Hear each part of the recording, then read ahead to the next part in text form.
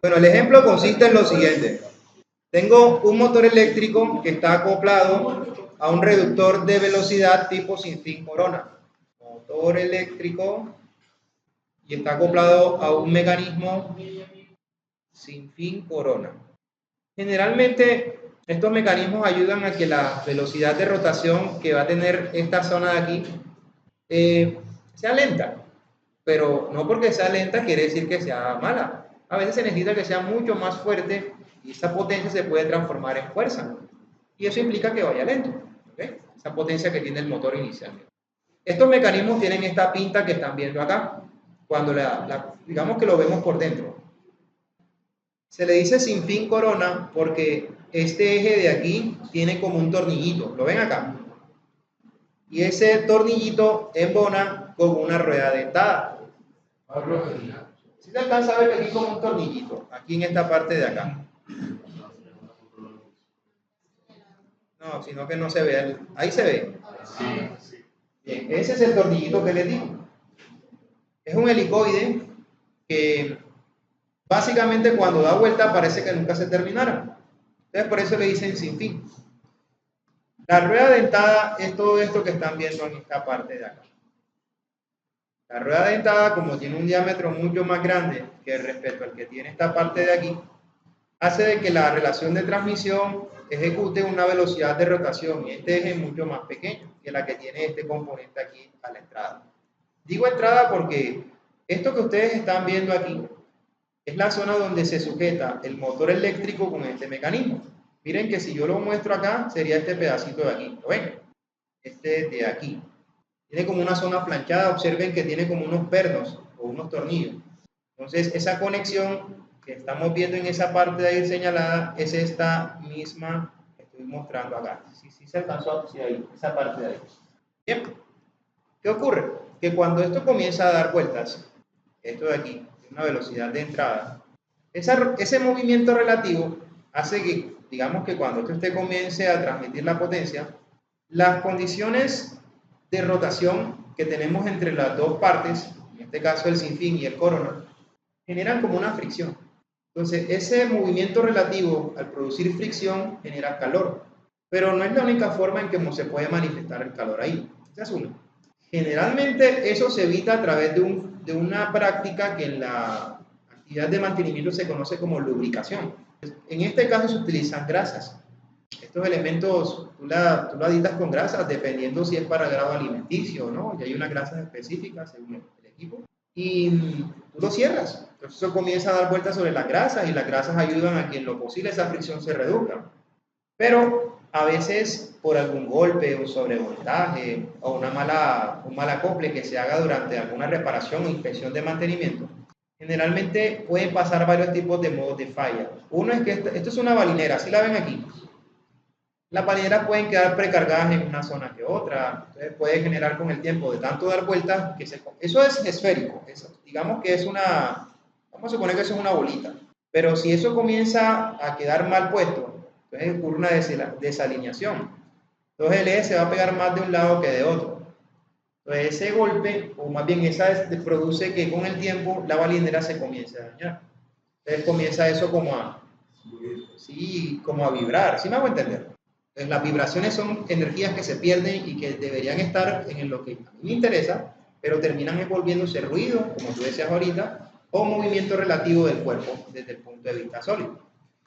Entonces, todos esos impactos, al igual que de pronto, como les decía ahorita, queda mal puesto una desalinación, un desbalanceo, o no sé si se dan cuenta aquí, yo no sé si se alcanza a ver, aquí se dan cuenta que esta rueda dentada tiene un material diferente que el de aquí. Esto es como si fuese bronce, ¿sí lo ven aquí? Y arriba es de acero. Uno de ellos dos es más suave. Ustedes saben qué es dureza, no recuerdan ese concepto de materiales de ingeniería. Dureza, una propiedad mecánica, muy bien, pero ¿qué es? La dureza es una propiedad que te dice a ti qué tan duro o qué tan difícil es que un material se raye en la superficie. Entre más difícil es que un material se raye en su superficie, será más duro. ¿Me sigue la idea? Entonces eso tiene muchas aplicaciones. En este caso tiene que ver con algo que se llama desgaste, es un tipo de falla. Entonces, hacerlo de pronto de un material disímil, como se dice aquí en este caso, el más blando siempre se va a empezar a desgastar más rápido. Puedes verlo como una perspectiva, ¿saben qué es un fusible? Muy bien, se explota para proteger lo demás, ¿no? De protección. Acá pasa lo mismo. Esto que están viendo aquí es un dispositivo de protección mecánica.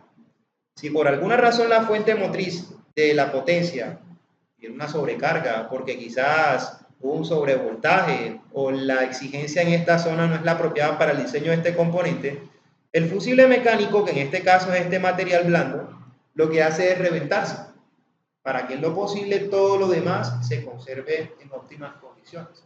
¿Sí me hago entender? Generalmente los fusibles más económicos son los que van aquí, en esta parte de aquí. Voy a ver si lo puedo aumentar un poquito más el tamaño. Se dan cuenta que aquí esto tiene como una camisa aquí, como un huequito, ¿lo ven aquí? Bien, ahí va un pasador. O como le dicen en este caso, es un elemento que ayuda a que el eje y este acople se conecten. Una cuña, muy bien, una cuña también le dicen. Entonces, esa cuña generalmente también la hacen de un material muy blando, para que en lo posible, si llega a haber un exceso de un torque, un exceso de RPM, se reviente esa cuña. ¡Ah! Entonces, no se dañe ni el acople, no se dañe ni el sinfín, no se dañe la balinera, no se dañe la rueda dentada, ni mucho menos el eje que va conectado acá. ¿Me siguen la idea?